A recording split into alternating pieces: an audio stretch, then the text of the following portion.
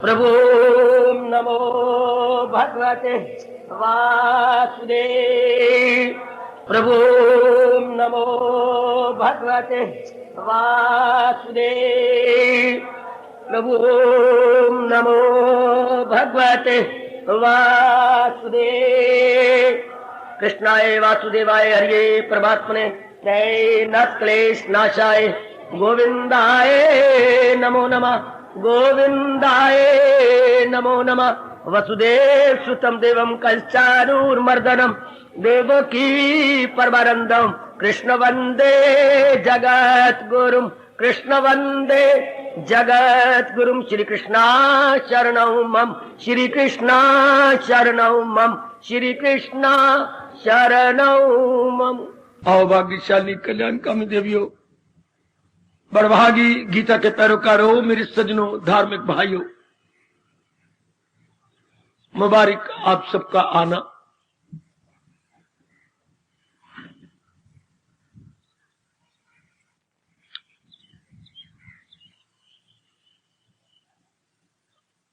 हम बड़े आदर मान सत्कार पूर्वक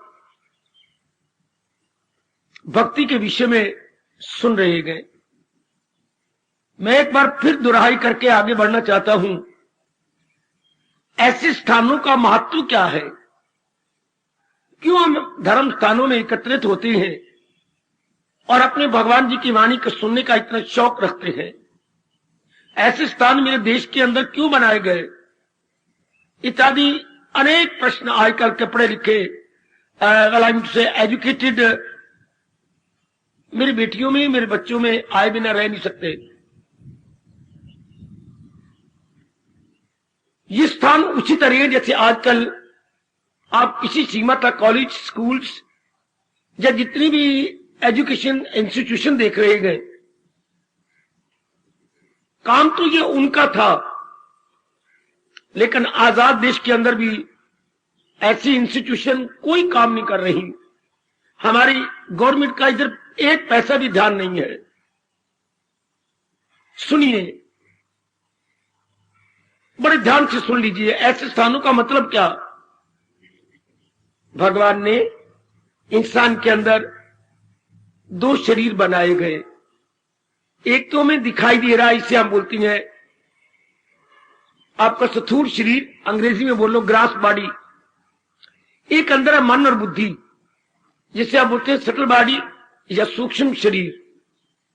इन दोनों का फंक्शन अलग अलग है। इसका काम जो है स्थूल कर्म करना है, जो हमें स्कूलों और कॉलेजों के अंदर सिखाया जा रहा है, पढ़ाया जा रहा है, डिग्रियां दी जा रही हैं, वो केवल रोटी कपड़ा और मकान के लिए है। हम बहुत पढ़ जाएंगे, कमाना सीख लेंगे, शादी हो जाएगी, बच्चे हो जाएंगे, अच्छी तरीके से पहन सकेंगे, खा सकेंगे और रहने के लिए हमारे पास कोई कमरे, मकान इत्यादि हो जाएगा। वो पढ़ाई भी बड़ी जरूरी है रोटी कपड़े और मकान के लिए। लेकिन अगर इतना ही शरीर होता जो हमें नजर आ रहा है, तो फिर ऐसे स्थानों की वैल्यू जीरो। लेकिन अंदर जो हमारे इरादे होती हैं, विचार होती हैं, उद्वेग आती हैं, शरीर कभी खुशी में होता है, कभी गम में होता है, कभी अप डाउन चलते हैं, कभी क्रोध की वृत्ति आती है, कभी लोभ की वृत्ति आती है। ये नानक प्रकार की वृत्तियां इंसान को हैरान परेशान करती है। उनकी शांति के लिए, आराम के लिए ये दूसरी शिक्षा है, जिसे हम भारतीय संस्कृति कहते हैं। Indian culture, Indian culture, Indian culture. हर एक देश की मेरे सज्जनों देवियों अपनी अपनी कल्चर है, अपने अपनी संस्कृति है। संस्कृति का एकमात्र उद्देश्य है जीव को शांति से रहना, शांति से जीना सिखाना। और जो आजकल मॉडर्न एजुकेशन है, वो आपको क्या सिखा रही है? कमाना, मैक्सिमम कमाना। नर नारी दोनों ही इस बेड़ी में बैठ गए हैं, कमाने वाली बेड़ी में। अच्छी बात है, वो भी हमारे जीवन का एक जरूरी अंग है, लेकिन इतना ही नहीं कि हम कमाने में लग जाएं। शांति से कैसे जियोगे? आप श्रीमान कमाते हैं, श्रीमती कमाती हैं, घर के अंदर 12-13 हजार रुपया आता है, क्या चैन है, करार है, peace of mind you enjoy? या आदमी हैरान हो जाता है, मकान भी बना लिया, शादी भी कर ली, बच्चे भी एक दो अच्छे वो भी हो गए, भोजन की कमी नहीं, कपड़ों की कमी नहीं, लेकिन एक शांति की कमी है। मन में बेचैनी बेकरारी रहती, वो जरूर रहेगी जब तक हम भारतीय संस्कृति को लेते नहीं, भारतीय संस्कृति को पकड़ते नहीं। संस्कृति का मैं एक बार फिर कहना चाहता हूं, यही उद्देश्य है, how to live happily, gladly and peacefully. एकमात्र उद्देश्य यही है, चाहे मेरे जीवन के दिन हो 4 और चाहे हो कितने ही वर्ष, शांति से कैसे जीवे। कितनी अच्छी कला हमारी भारतीय संस्कृति सिखाती है, और भारतीय संस्कृति की जान और प्राण हमारी गीता।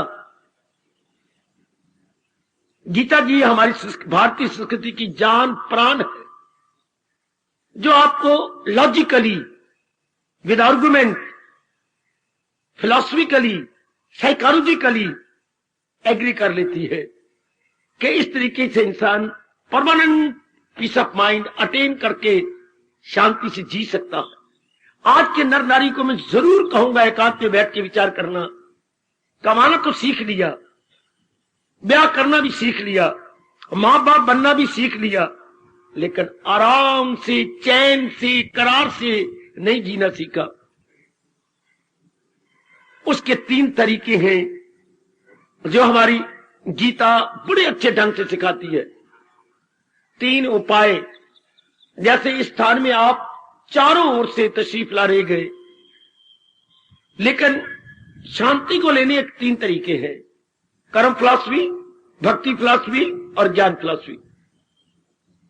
इन तीनों में से क्या तीनों हमें लेनी है? नहीं, अपनी फितरत, अपने ट्रेंड ऑफ माइंड के अनुसार हमें एक रास्ता पकड़ लेना है।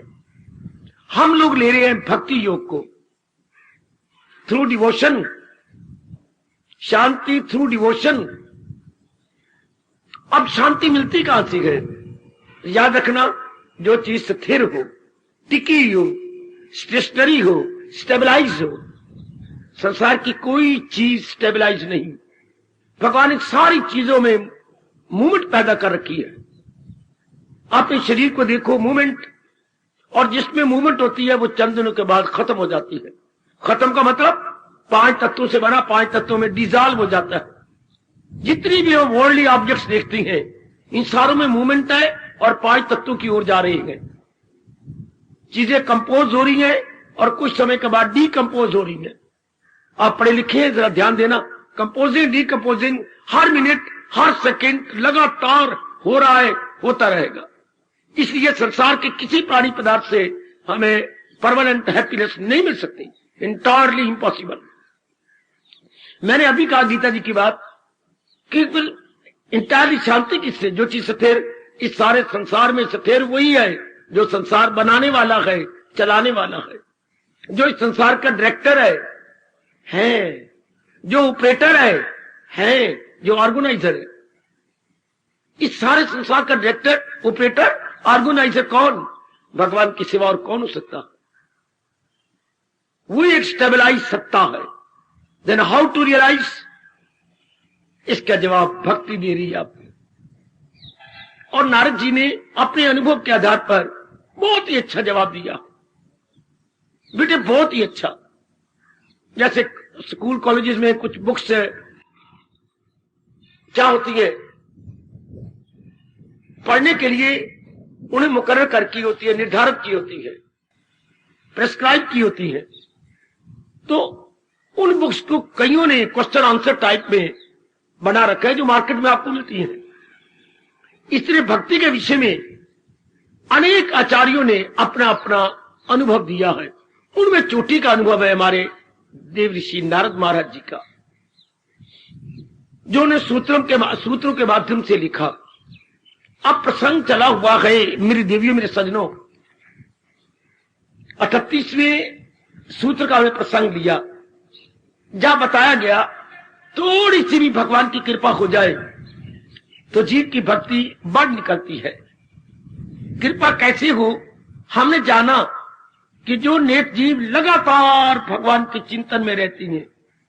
जी एक बात बताऊं आपको, मैंने बता भी दिया, जब हम किसी भी चीज को महत्ता देती हैं उसका चिंतन लगातार जारी हो जाता है।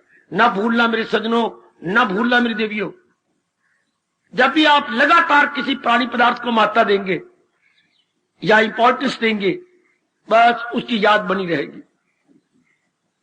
गुजरी जिंदगी पर आप दौड़ा लीजिए नजर, जब जब जिस को आप आपने महत्ता दी उसकी याद बनी रही, फिर आपने महत्ता तोड़ ली, फिर किसी और को महत्ता दी, फिर third one, fourth one, so on and so fourth, और आपका मन चिंतन करता रहा।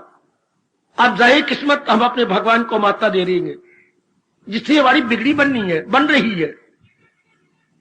अब नारद जी ने कहा थोड़ी सी भगवान की कृपा ले लो, तो वो कृपा मिलती है जो मेरे भगवान ने गीता जी में कहा, सदा मेरा पेहम जिसे ध्यान है।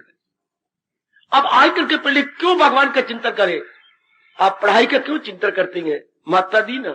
आप कहते इसके बिना चारा नहीं, तो ठीक है, आपने कितनी डिग्री यूनिवर्सिटी से ले ली और आप क्वालिफाइड हो गए और आप कमा रही गए, बड़ी बड़ी अच्छी अच्छी आपने नौकरियां ले ली ड्यू टू योर क्वालिफिकेशंस।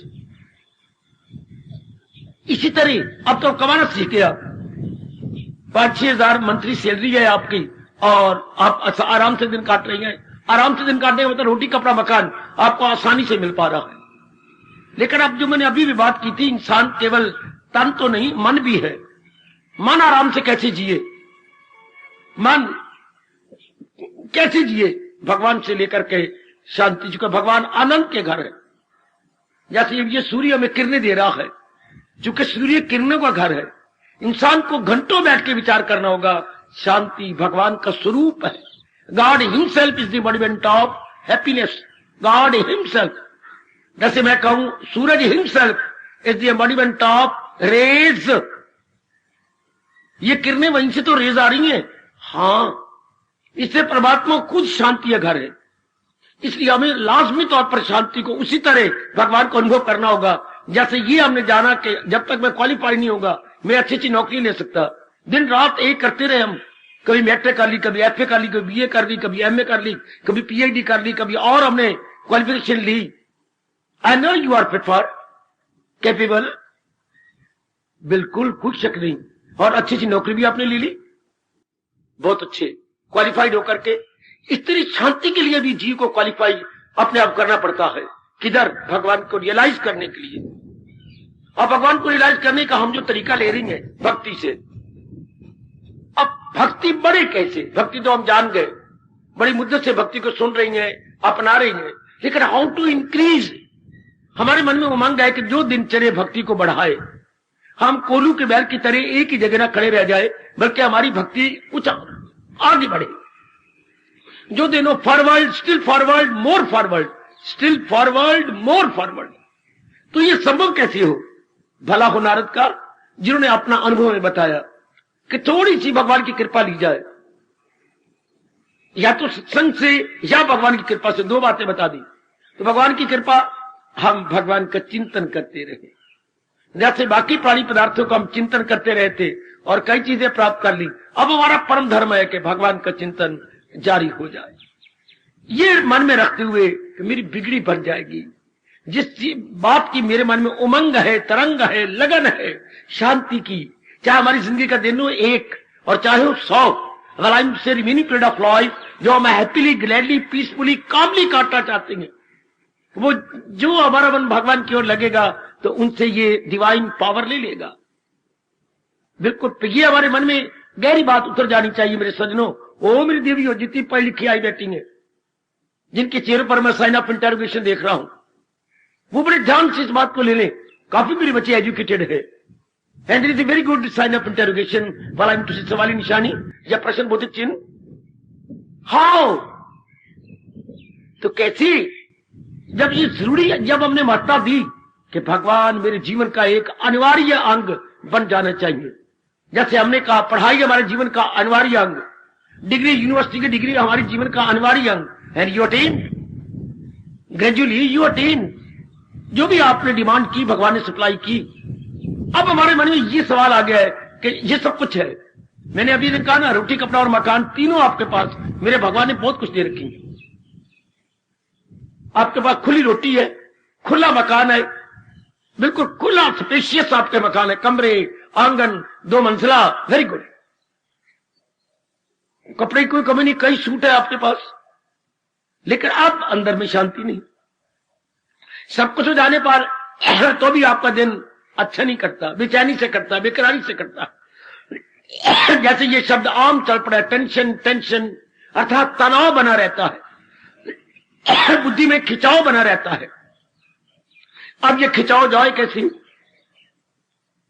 यही हम पुरुषार्थ कर रहे हैं, जीवन का एक दिन हो लेकिन आराम से कट जाए, बेआरामी से न कटे। तो कैसे बात बने? भक्ति से, जो हमें शुरू में नहीं बताएगी। यही भी कालजुआ काम था कि दोनों चीजें साथ साथ चलती, कैसे कमाना सीखें और कैसे खुशी से जीना सीखें। How to earn and how to live happily. कोई समय आएगा मेरे भारत में हर कॉलेज, स्कूल और एजुकेशन इंस्टीट्यूशन के अंदर ये दोनों बातें पढ़ाई जाएंगी। कमाना भी सीखेंगे और खुशी से जीना भी सीखेंगे।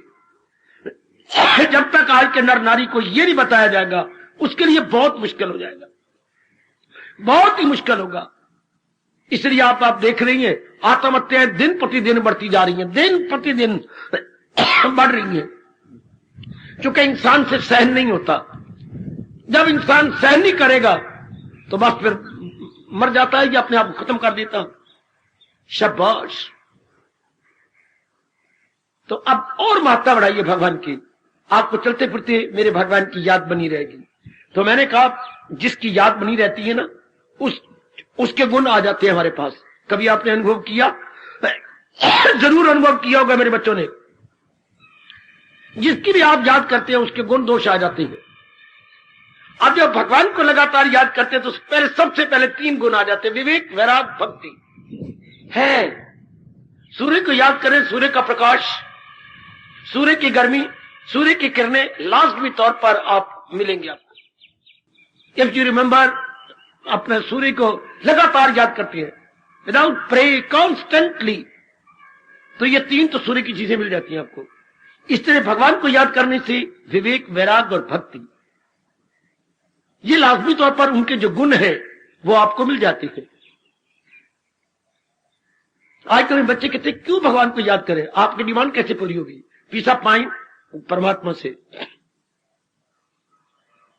हम सब मजबूर हैं भगवान को याद करने के लिए, नो अल्टरनेटिव।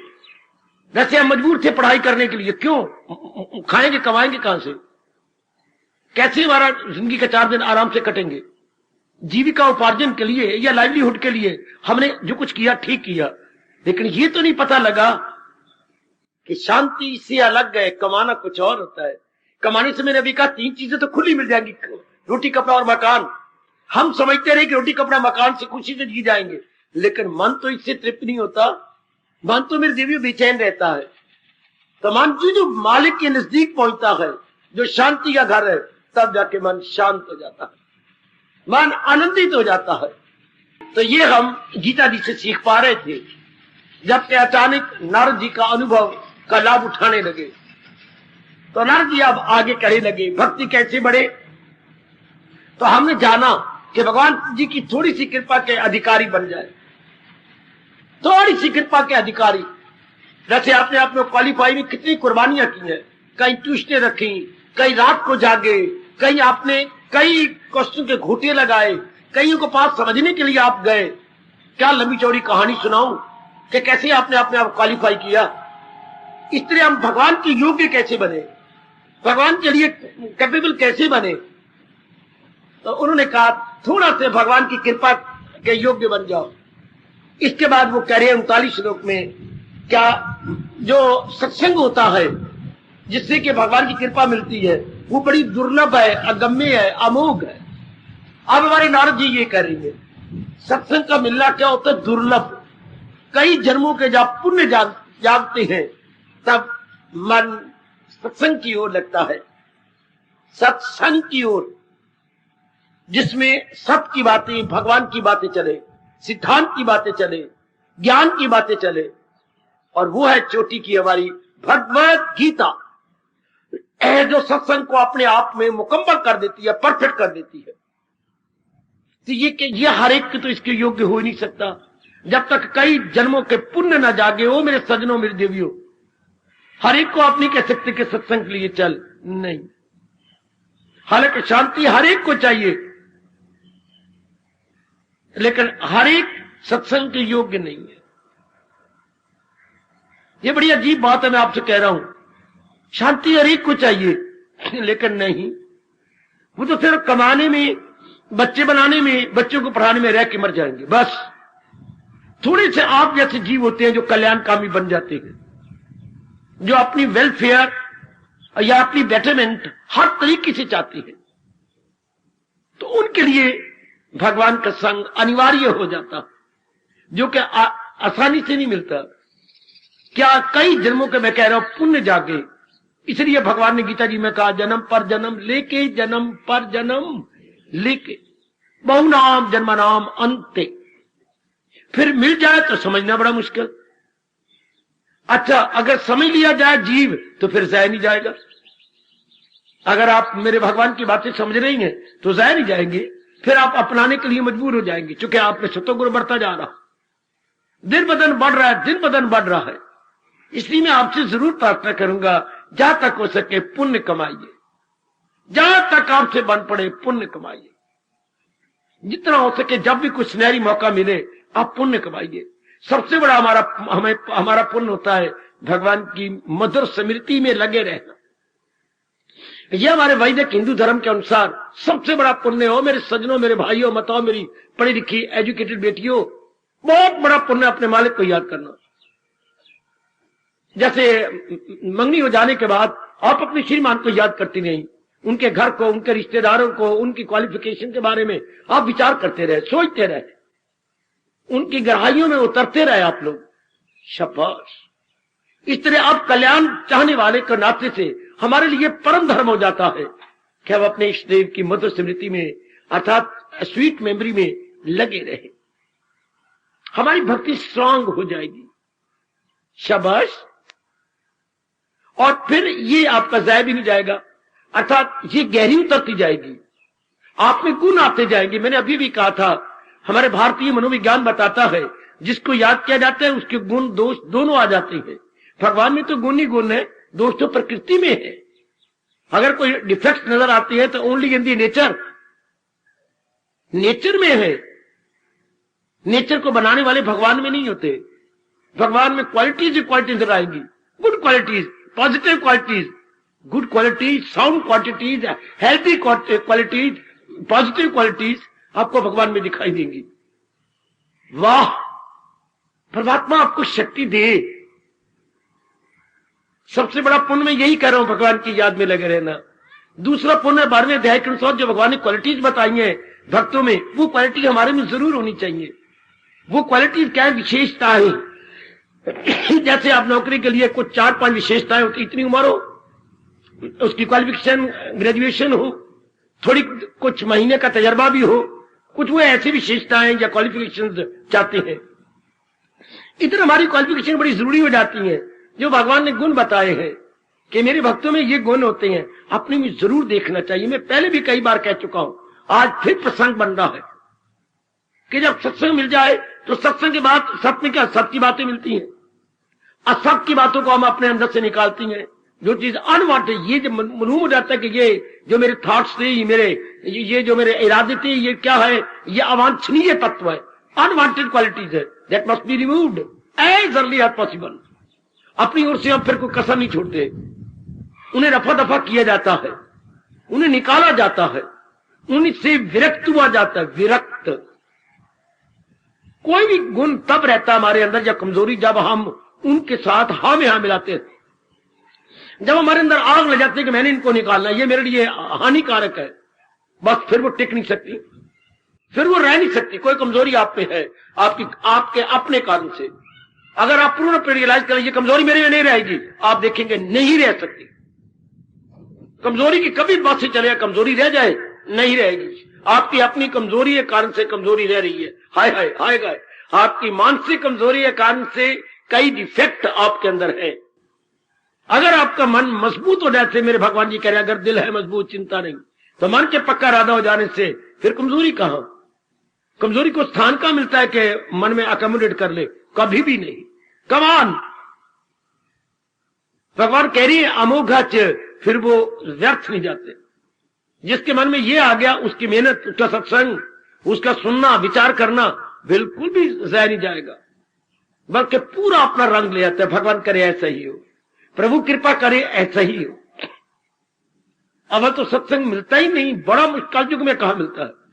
अगर आप में मेरे प्रभु ने पूर्व संस्कारों में रुचि जगा दी है, तो मेरी देवी सज्जनों पूरा लाभ उठाइए। लाभ किस रूप में कि ये मेरे में जो अवगुण है ये निकल जाए, और जो मेरे भगवान जी गुण बता रहे 12वें अध्याय में, जरूर मेरे में होने चाहिए। जब आपको जिद है कि मैंने बैंक में ही नौकरी करनी है, तो बैंक वाले जो क्वालिफिकेशन कहते हैं वो होनी चाहिए आप में। गुड। इसलिए भगवान ने जो बताया कि मेरे भक्तों में ये गुण हो जाती हैं, हम ट्राई करें, अपनी ओर से पूरे पुरुषार्थ करें, तो गुण जरूर हो जाएंगे। जो प्रकृति का नियम है, जहां चाह वहां राह, लेकिन जरा कामना गर्मा गर्म होनी चाहिए। तो राह भी मेरे भगवान खुद ही प्रेरणा दे देते हैं। आप सब जानते हैं मैं प्रसंगवश के प्रकाश डाले जा रहा हूं। अपने मन में मेरी देवी ये पूरा पुरुषार्थ कीजिए, ये गुण मेरे में आ जाए। और मैं पहले भी कह चुका हूं, जब देखते कि ये गुण मेरे में नहीं आ रहा, या मैं इस गुण के साथ इंसाफ नहीं कर पा रहा, मैं अपने भगवान से प्रार्थना करूं। जब आपने पानी की बाल्टी भर ली और देखते हैं मेरे से नहीं चुकी जाती, मैं पूरा उठा नहीं पाएगी, तो आप आवाज देती हैं बहन को, आओ इधर तू पकड़, इधर मैं कुंडा पकड़ती हूँ, हम दोनों इस बाल्टी को पकड़कर घर ले जाती हैं। जरूर, कितनी आसानी से आप घर ले गए। आप अकेली सी उठ रही थी, आप देखते हैं कि फलानी कमजोरी मेरे से नहीं निकलती, भगवान को पुकारो, वो जरूर आपको शक्ति देंगे। क्योंकि मालिक ने नियम दे रखा है, कर रखा है, मैं राजी हूं अर्जन मुराद अपनी पाए। भगवान को दिलो जान से पुकारने वाले की मुराद भगवान जरूर सुनते हैं, उनकी व्यर्थ नहीं जाती। देन कमान कमान कमान, अपना जन्म सफल कीजिए। ऐसे स्थान इसलिए मैं कह रहा हूं होते हैं कि जो आपको सुख शांति नहीं मिल रही, वो भगवान से मिल जाए। ऐसे स्थानों का मतलब जो हमें कहीं से नहीं मिली, न स्कूलों से, कॉलेजों से, पढ़ाई से, लिखाई से, शादी से, बच्चों से, इज्जत मान बढ़ाई, बड़ी बड़ी पदवियों से जो हमें मानसिक शांति या मेंटल पीस नहीं मिला, वो हमें ऐसे स्थान खासकर गीता का ज्ञान दे देता। या तो आपको बिल्कुल गीता का ज्ञान मिल रहा है, या तो बिल्कुल आपको भारतीय संस्कृति मिल रही है। लाभ उठाते जाना। ओ मेरे सज्जनों, मेरी देवियों, हम तो आपको आपका बर्थ राइट देने आए गए। आपका बर्थ राइट भगवान का ज्ञान, आपका पैदाइशी हक भगवान का ज्ञान, आपका जन्म सिद्ध अधिकार भगवान का ज्ञान, ये आपका बर्थ राइट है। जैसे माता पिता की जायदाद आपका बर्थ राइट है, इस तरह भगवान का ज्ञान भारतीयों का जन्म सिद्ध अधिकार है।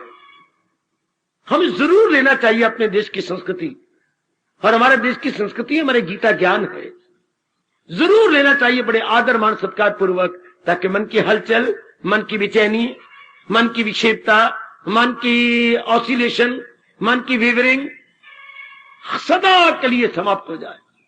हर 4 दिन आराम से हम काट ले। ओ मेरे सज्जनों, मेरी देवियों, तो नारद जी बहुत अच्छा कह रही है, बहुत सुंदर। और पुण्य कमाइए, और पुण्य कमाइए, ताकि ऐसे स्थानों में आना आपका सफल हो जाए।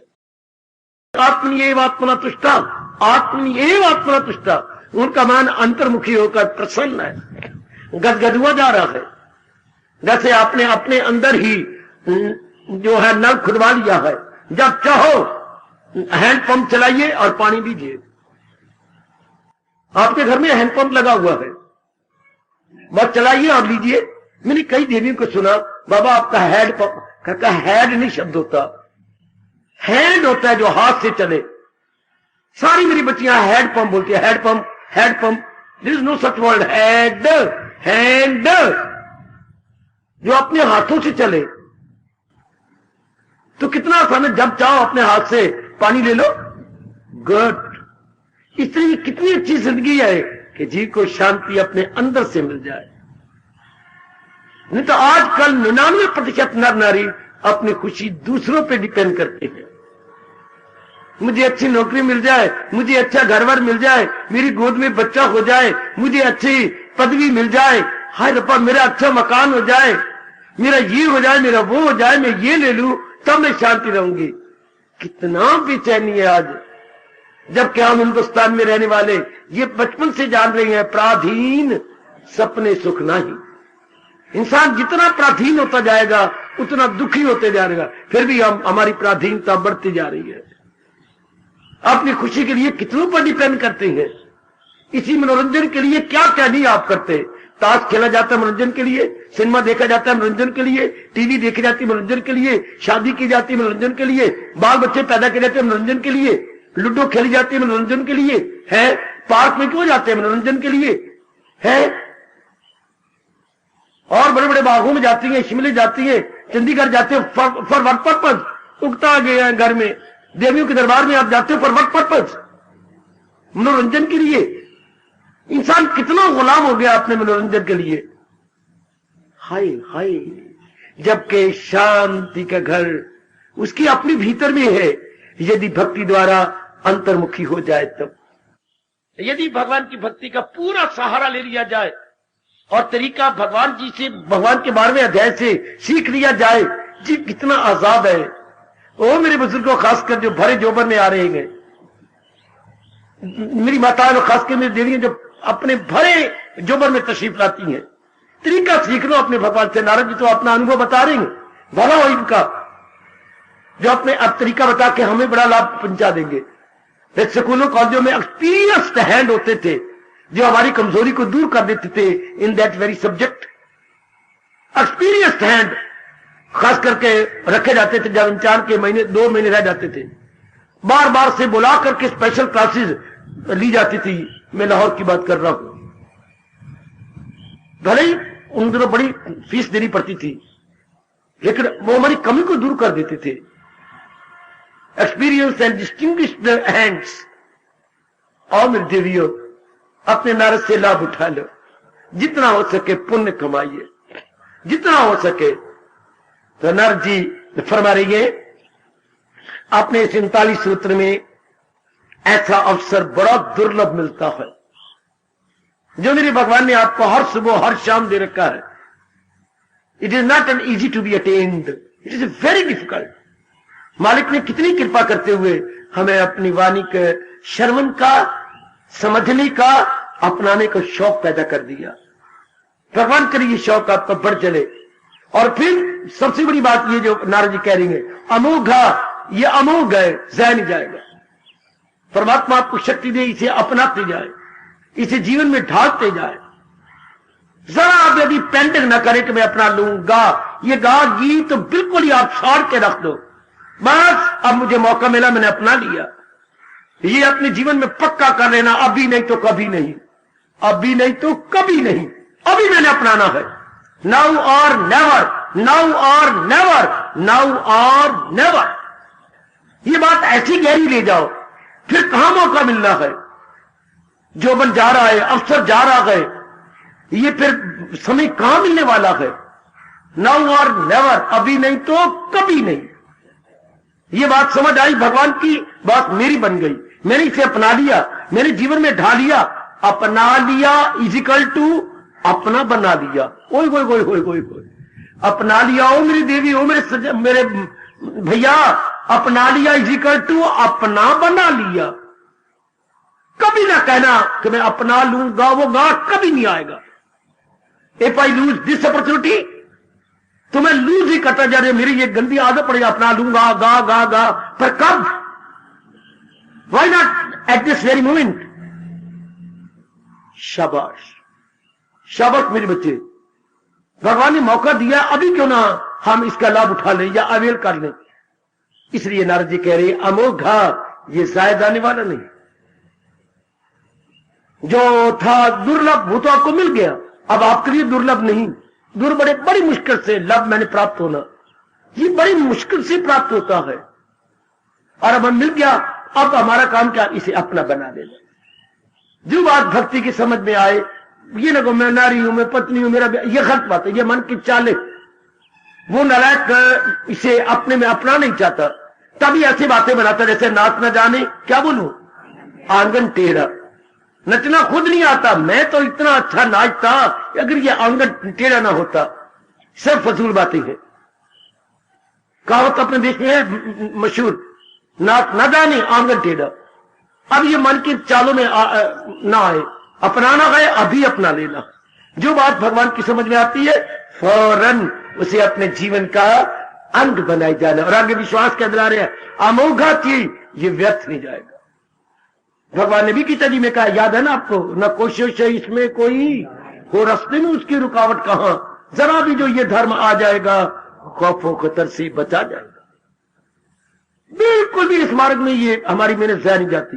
दुनिया के बारे में तो ज़ाया जाती है, दुनिया की पढ़ाई में भी 1 साल 2 साल आज इंसान फेल हो जाता, उसके ज़ाया जाती है। लेकिन भगवान और नारद अपना तजर्बा बता रही है, अमोघाच, इसमें लगाया हुआ समय ज़ाया नहीं जाता, अपना रंग दिखाता है। परमात्मा करे ऐसा ही हो, हम इसे पूर्ण पेन अपनाने वाले बने। मैं आगे बढ़ूं।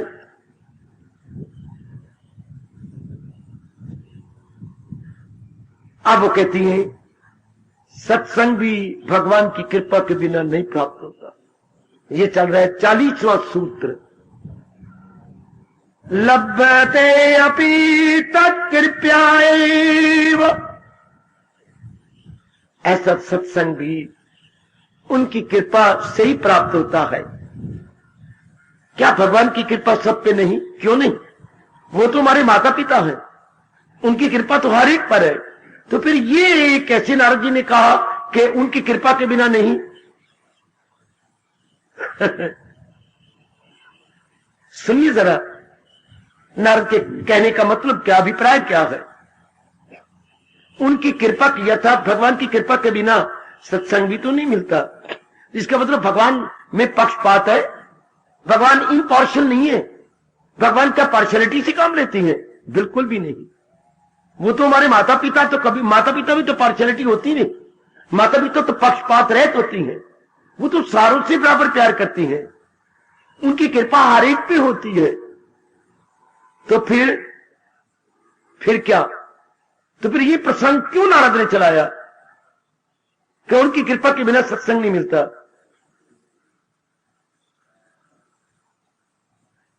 ध्यान से सुनिए, जरा विचार करना। संसार में 3 गुण काम कर रही हैं, सतगुण, रजोगुण, तमोगुण, और हर एक जीव में ये 3 गुण है, बिल्कुल। लेकिन अपने पिछले जन्मों के संस्कारों वश एक गुण ज्यादा होगा, एक गुण की अधिकता होगी, मुख्यता होगी, या प्रेडोमिनेट करेगा। जो गुण हमारे प्रेडोमिनेट करेगा वैसा ही हमारे विचार और वैसे कर्म और वैसा स्वभाव बन जाता है। अब आप में सतोगुण की प्रचुरता है, अधिकता है, या प्रेडोमिनेट कर रहा है। सतोगुण की बढ़ता कर्म से आप भगवान की ओर बढ़ते जा रहे हैं, भगवान की ओर बढ़ने से आप में वो गुण आते जा रहे हैं, विवेक, वैराग, भक्ति, और आपसे जितना बल पड़ता है आप उसका, इसके तीनों का लाभ उठाते हैं। जब भगवान देखती हैं कि आप लाभ उठाए जा रहे हैं, भगवान कृपा करने के लिए मजबूर हो जाते हैं। जैसे घर में हमारे, मैं अपने घर की बात बताता हूं, मां जी पहले 2 फुलके रखती और कटोरी में सब्जी डाल देती और पकाती रही, 7 रोटी पकती थी और मां जी देते थे। पर वो देखते कि जब बच्चे का आधी रोटी रह गई तो मां 1 फुलका और डाल देती, बच्चे सब्जी और ले लो, हाँ मां अभी आधी कटोरी नहीं और ले ली मेरे बेटे। जब देखती है कि इसने इतने फुलके खा लिए, थोड़ा सा, मां चाहती थी मेरे से बच्चा मांगे नहीं, मांगना मां कहती अच्छा नहीं होता, मांग के दिया तो मान क्या, मैंने बच्चे को मांग के दिया तो क्या दिया। लेकिन वो देखती रहती थी क्या कमी आ गई, कटोरी थोड़ी हो गई। अगर उसको नजर ना आती तो भी अपनी एड़ियां उठा के देखती, या खुद कहती जरा कोली दिखाना, सब्जी कितनी खा गया तू, तब देखती जब पहले कुछ खाई जाए। याद रखना, हर एक व्यक्ति पहले जो ताकत भगवान ने दे रखी है, जब तक हम उसका गुड यूज नहीं करेंगे, मेरी मां के स्वभाव की तरह भगवान भी शक्ति और नहीं देते। God help those who help themselves. परमात्मा उन्हीं की सहायता करती है जो अपनी सहायता के लिए कोई कसर कोर नहीं छोड़ते। जब हम जुट जाती है, लग जाती है। नारद को ये कहना था। वैसे तो भगवान की हर एक पर कृपा है, लेकिन जीव अपने आप को जुटाता नहीं कि मेरे भगवान ने मुझे इतनी बुद्धि की ताकत दी है, मैं इसका प्रयोग करूं, इतनी मानसिक शक्ति दिया, इतनी शरीर, तीन ही शक्ति हमारे पास, बौद्धिक, मानसिक एवं शारीरिक। पहले मेरे सज्जनों, मेरे कल्याण करने देवी, इन तीनों का लाभ उठाइए, तो भगवान और दे देते। वो खुद को उभारे, वो खुद को उठाए, तो भगवान और इंक्रीज कर देते हैं। और भी यहां तो गवर्नमेंट का ये रिवाज है कि आपको जब 58 ईयर हो जाते हैं पूरे सर्विस में, आपको रिटायर कर देती हैं। लेकिन नहीं, कुछ एक्सेप्शनल केसेस अर्थात अपवाद भी है, जिन्होंने अपनी सर्विस पीरियड में खूब जान मारी और गवर्नमेंट की अच्छी सेवा की है, उनके बिना मांगे ये ऑफर करती हैं, क्या हम आपको 2 साल और दे दें? क्योंकि आपकी लाभ बुक बहुत ही अच्छी है, कभी लाभ बुक पर लाल पेंसिल से कोई निशान नहीं, बल्कि आपको बहुत ही क्रेडिट दिया गया है। अगर आप करना चाहें तो अच्छा 2 साल गुजर जाती हैं, फिर गवर्नमेंट कहती है कि आपको 1 साल और दे दे, आपका शरीर ठीक है, हेल्थ भी ठीक है। तो देख लीजिए, यहां गवर्नमेंट भी अपने नियम को तोड़ देती है, या अपवाद या एक्सेप्शनल केस मान लेती है। हर नियम में एक्सेप्शनल केसेस भी होते हैं। बेटी आपको पता है कि नहीं? तो नहीं तो मेरे से जानकारी ले लो।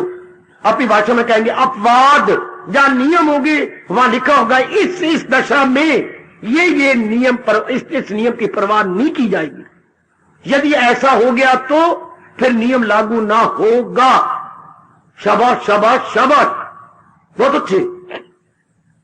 इसी तरह भगवान की कृपा तो हर एक पर है, पर उन पर बड़ी कृपा हो जाती है, बड़ी कृपा, जो भगवान की पहली दी शक्ति का सदुपयोग कर लेती। इसलिए नारद क्या कह रहा है कि जब इन तीनों शक्तियों का प्रयोग होता है तो भगवान की कृपा भी ज्यादा हो जाती है। फिर तो भक्ति भी बाढ़ निकलती है, सत्संग में भी खूब रस आता है। भक्ति भी बाढ़ निकलती है, सत्संग में बड़ा रस आता है, सत्संग की एक एक बात समझ में आने लगती है। तो क्या मैं आपसे प्रश्न कर सकता हूं कि जितनी भगवान ने बौद्धिक शक्ति दी है, आप उसका गुड यूज कर रहे हैं?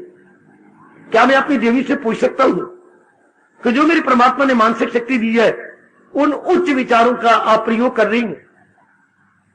और जो शारीरिक शक्ति दी है, उस शरीर शक्ति से आप अच्छे अच्छे शुभ कार्य कर रही हैं, जिससे अनेकों को लाभ पहुंचे?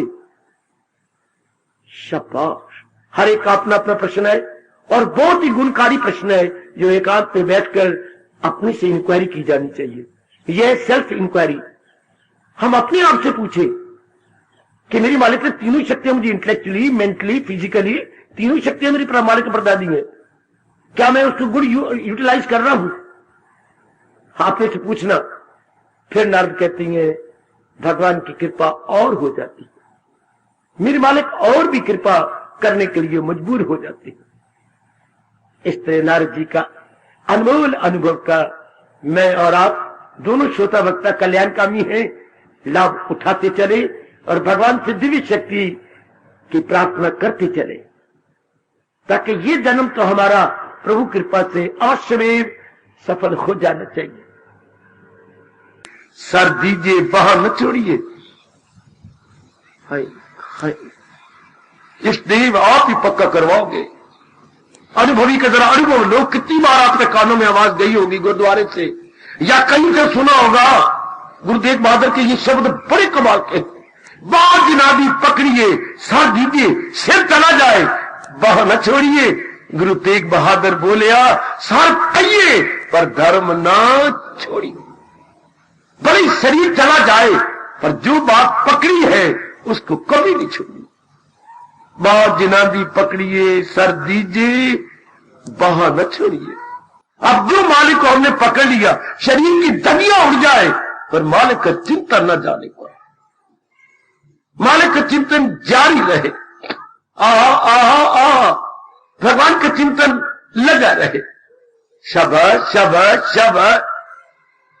परमात्मा करे जितनी मेरी माताएं, मेरी बेटियां, मेरे बुजुर्ग, मेरे भाई बैठे हैं, दोनों हाथ उठा के कहूंगा यही भाव हम सबका बन जाए। परमात्मा कृपा करे हमारे यही भाव बना दें। क्या तस्मिन अनन्यता, भक्ति है अनन्य हो जाने का, एक का पूर्ण रूपेण बन जाने का, एक का ही चिंतन करें, बाकी व्यवहार तो कर ही रहेंगे। जो भी व्यवहार जरूरी है those activities which are inevitable, unavoidable, most essential, वो तो हम करेंगे। लेकिन जहां तक मन के विचारों का तल्लुक है, भगवान जी, भगवान जी, भगवान जी, महाराज जी का चिंतन, इसको कहते हैं भक्ति। पर ये समझे, समझे मेरी बेटी, बाबा समझे, भक्ति किसी कहती है? हर समय भगवान का चिंतन हो, जहान का चिंतन ना हो। फिर दुगल्ले बन जाएंगे हम। नहीं, दुगल्ले नहीं बनना, दुगल्ले नहीं। दुगल्ला गंदा आदमी होता है, कमीना आदमी होता है, बेजमीरा होता है। दुगल्ले को हम कहते हैं नक कटिया, कान कटिया ते नक कटिया। हमें एक गल्ला बनना, दुगल्ला नहीं। मेरे सपने में कुछ और आपके सपने में कुछ और, ऐसे नहीं। या तो हम कुछ और बन जाए और बाहर जाके कुछ और बने, नहीं नहीं। या भी हम रब दे प्यारे और बाहर भी हम रब दे प्यारे। अनन्यता, every time everywhere, every time everywhere. क्या? उस अपने इष्ट देव का चिंतन। समझी मेरी बेटी, समझी मेरे सजनों, भगवान ताकत दे, ऐसे ही बन जाए। आंतरिक सच्चाई को देखकर, आंतरिक लगनता को देखकर ऐसा वरदान भी देंगे। हम हर समय अपने भगवान का चिंतन, और चिंतन करें किसका? सब चीजें मरने वाली, जाने वाली, धोखा देने वाली है। जैसे मैंने समझा लिया, अपने आप को समझा लो। मनवा इनके चिंतन से मिलेगा क्या? तृप्ति तो मिलनी नहीं, और ये जा रही है। हर समय भगवान का चिंतन करके अपना कल्याण कर जा। मान गया मन, परमात्मा करे मेरा असर आप पे पड़े, आपका मन भी मान जाए। हर समय अपने प्रभु का चिंतन, हर समय तू ही तू, तू ही तू, ओ मेरे मालिक तू ही तू, ओ मेरे इष्ट देव तू ही तू, मेरे मालिक तू ही तू। सुनर्जन नहीं कुछ भी मेरी सिवा, न है मुझसे बढ़कर कोई दूसरा। प्रोया सब कुछ मेरे तार में, हीरे हो जैसे किसी हाथ। मेरे साथ शामिल, मेरे मन प्यार से भर गया। मेरे साथ शामिल हो जाओ मेरे बच्चे, आप भी ये दिव्य प्रेम लूट लो। ऐसी अपना शाम रिझाओगे, सातु जगत रिझाया नहीं जाना। ऐसी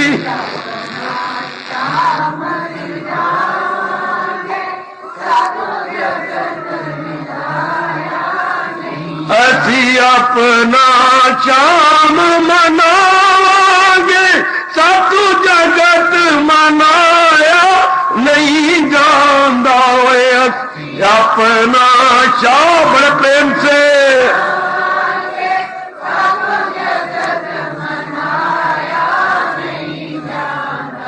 ए सारी गए अमानत और मोन दी, ए सारी गए अमानत मोन दी, दारी दारी ते झुकाया नहीं जानदा। सारी गए अमानत, हाय हाय हाय,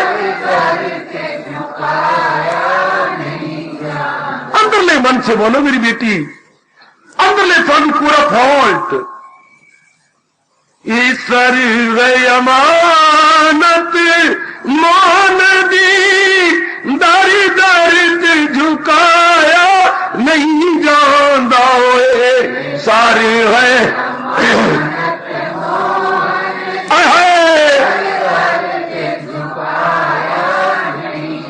ऐसी अपना शाम मनाओगे, साधु जगत मनाया नहीं जानदा।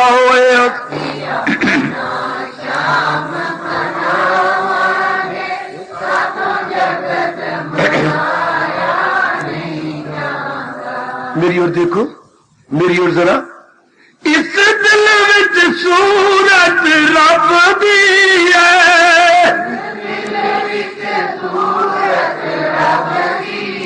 ओ इस दिल विच सूरत रब दी है,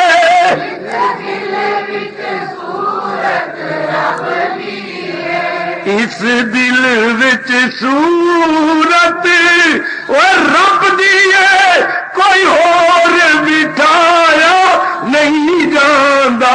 इस आए हाय, जाओ मेरे मालिक जाओ,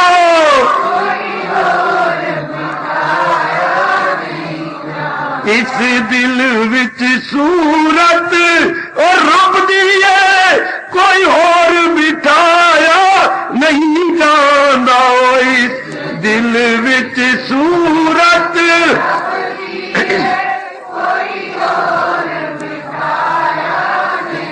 असी अपना शाम मनावांगे सातु जगत मनाया नहीं जांदा ओए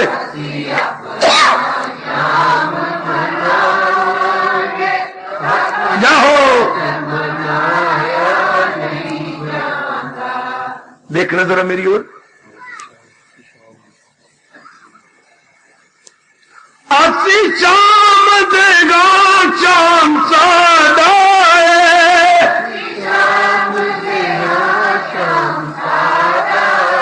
ऐसी शाम देगा शाम सादा जी ऐसी शाम दे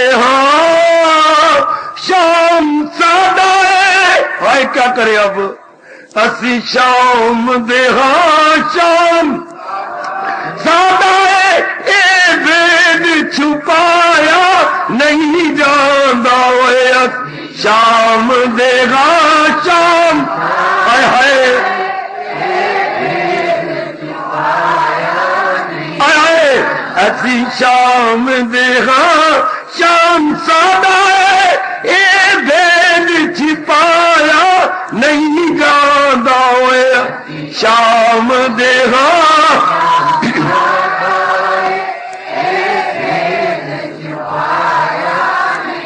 ऐसी अपना शाम मनावांगे सातु जगत मनाया नहीं जांदा ओए असी जाओ जाओ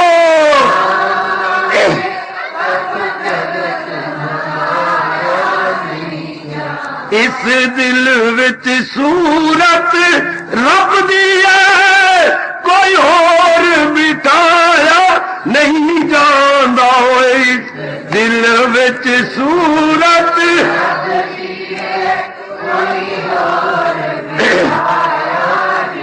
ऐसी शाम देगा शाम सादा ए भेद छिपाया नहीं जांदा ओए असी आम देगा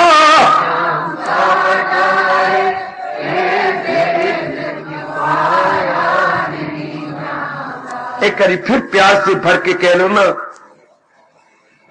मेरे प्रभु जरूर मानेंगे फिर अपने सच्चे दिल से पुकार उठो ना बाबा क्या ये सर गया मानत मान दियो ये सर है अमानत मान दी दर दर ते झुका नहीं जांदा ओए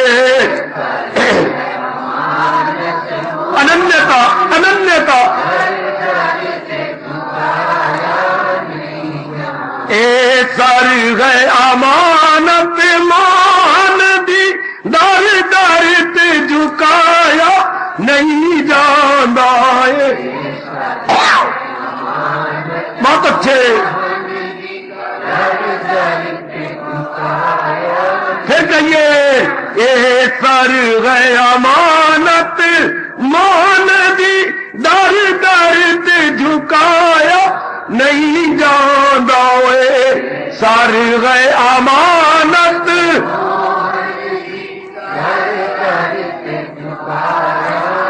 जी हाँ जी हाँ जी हाँ असी अपना शाम मनावांगे सातु जगत मनाया नहीं जांदा असी अपना